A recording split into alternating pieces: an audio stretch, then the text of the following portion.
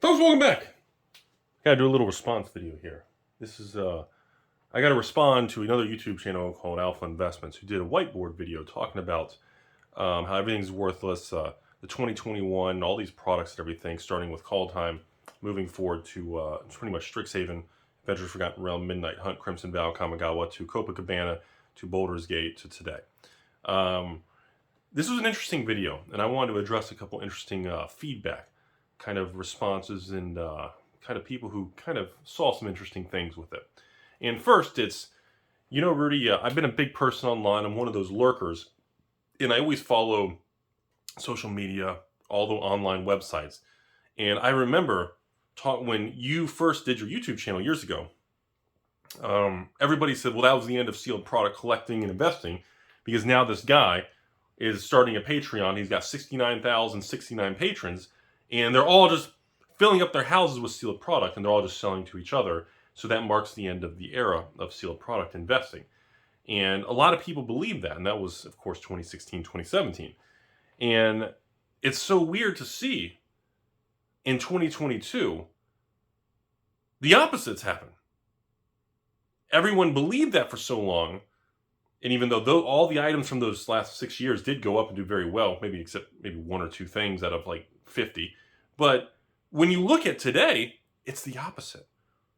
All these products are coming out, and everyone's like, oh, God, oh, geez, that's a toxic asset. Oh, God, don't touch this. Is that a mortgage-backed security? Oh, God. Like that, people have literally shifted their temperament. Their perspective is so filled with blades and like evil death and needles. People are just so, like that. It's crazy. We've gone to this inverted, bizarro, upside down world where it's like all these stores get an order in from a distributor. And they're like, well, what'd you get in?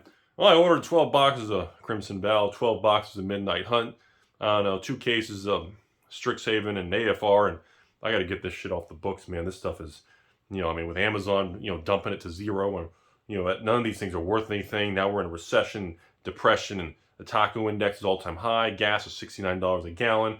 I mean, it's just, like you see this shifted viewpoint from what everybody thought, what the market believed was going to cause the end of collectibles, overprinting.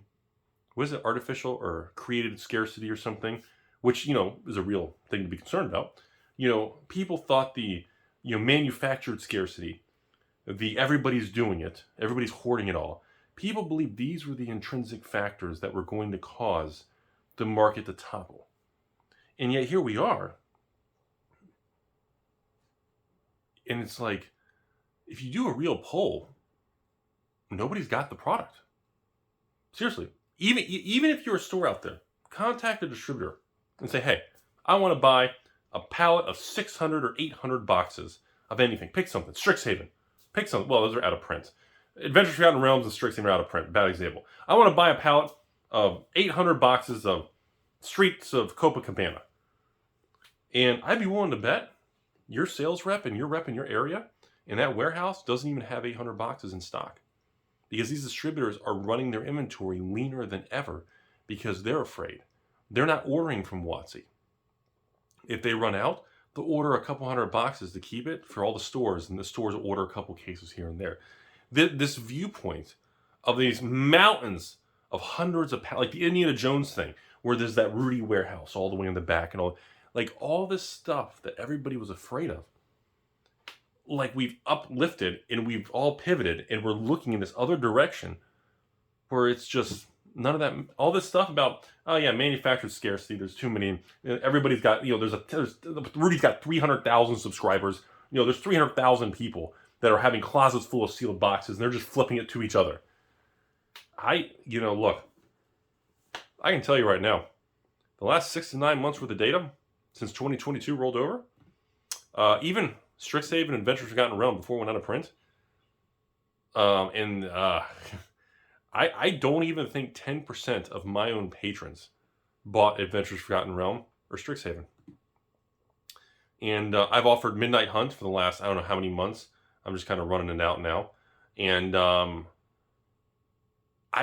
I think it's probably 5% of patrons have even bought Midnight Hunt.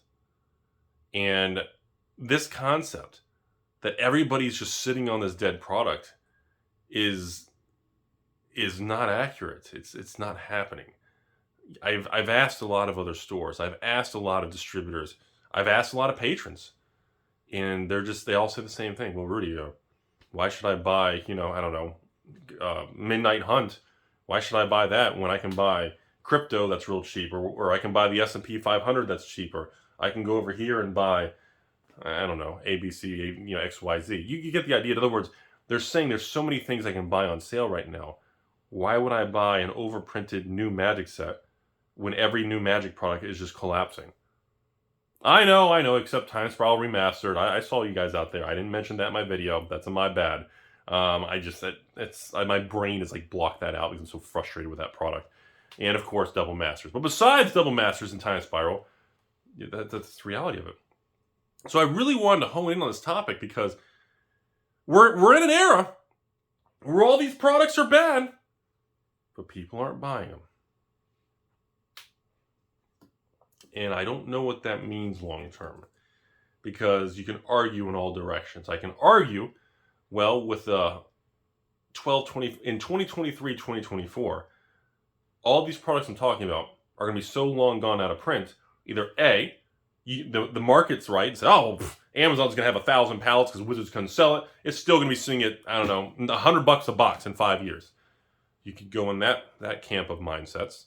Or B, it's, contrarian that, it was such a bad time, and the economic conditions and the macro conditions and inflation and gas at $69 a gallon, and it cost me $69,000 to get the repairman to fix my washer dryer. I mean, I couldn't afford any boxes, and it's just, it's such a weird topic because everybody thought, and everybody's placing their chips on the reason the demise of sealed product LGSs in Magic the Gathering would occur was due to overprinting and bad products, which appear to be overprinting of the new sets, cut the print runs of all standard set, not Double Masters and Specialty Time Spiral, standard print runs of standard Magic sets. Holy crap.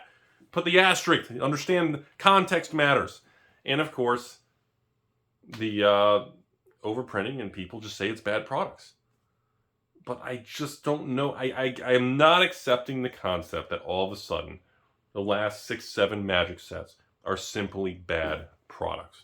I'm not buying into that concept because I genuinely don't think Kaldheim and Strixhaven, Adventure Forgotten Realm, I don't even think Midnight Hunt is that bad of a set. And you know what? This is how you know Rudy's pumping and dumping and shilling in a secret Wizards of the Coast employee. Hot take. I actually don't think Crimson Vow is a dumpster fire. Oh! I mean, but if I had to pick them, Strixhaven and AFR that are already out of print, I told you guys in the whiteboard video, is still, I'm telling you all, and I'm still fighting to get my last restock I requested on those, but they put the out of print while my restock was in. They didn't fill it, but they're supposed to fill it. Now it's in transit. I don't know, I've been fighting for that for like 3 months. Anyways, I'm just saying, I just don't think the market's going to look back in 24 months and it's going to price Adventures Forgotten Realm, Strixhaven, and Midnight, items that are out of print.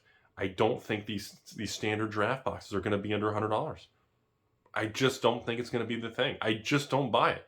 And you know what? The collector boxes that are like $150 or something, or maybe $160 with shipping and tax, I just don't think these prices are correctly priced based on a potential future value or a future different economic market.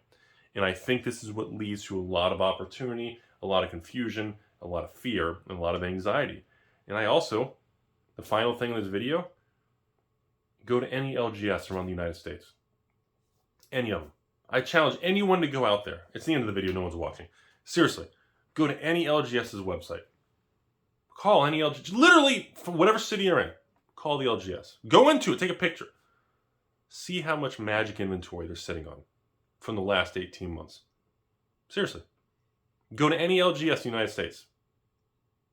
Especially if it's a regular one, not, card snowball or something. A regular one. Independent regular one. 99% chance you go in there, they may have one box of each set. Maybe a couple boxes. There's not 10,000 boxes of each set piled up. the inventory is not at the LGS level. Distributors do not have mountains of this inventory. If I request like more than 100 or 200 boxes of restock from a distributor, they usually have to order it from Wizards now, and I have to wait 2 weeks, and I have to calculate when I'll need it because they don't even sit on that much. It's fucking crazy. And that's what I said, we're in this era where everyone thinks that's it, it's over with. And I'm still trying to move forward, and I'm like, where is everybody? And it's just so weird. This is the time that everyone is so fearful. You know, I have to be greedy. I have to be positive. I have to be greedy because I think everyone's wrong. And if I'm wrong and everybody else is right, well, that'll make a fun follow-up video this time next year. That's all I got. I'm done rambling. Have a great day, everybody.